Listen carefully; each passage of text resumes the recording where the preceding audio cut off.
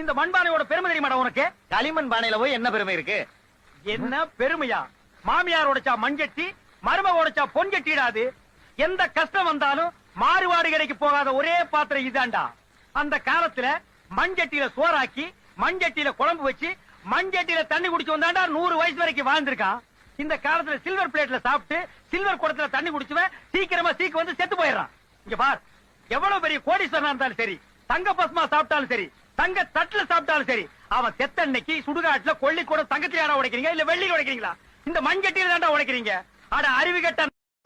இங்க பார், குண்டா வலுவலன்னு இருக்கு. இதுதான் குஸ்பு பானை. இதுல நீ தண்ணி ஊத்தி வச்சீங்கன்னா 24 மணி நேரம் ஐஸ் போட்ட மாதிரி ஜில்லுன்னு இருக்கும்.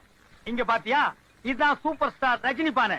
இதுல நீ தண்ணி எடுத்து குடிக்க வேண்டிய அவசியம் இல்ல. டம்ளரை உள்ள போட்டீங்கன்னா ஜம்ப் பண்ணி தண்ணியோட வாய்க்கு வரும். அதான் நான் மூடி வச்சிருக்கேன். இவ்வளவு ரகரகமான பானைகளை நான் செஞ்சு வச்சிருக்கேன். நீ எதிர்பார்த்து கிடைக்கல.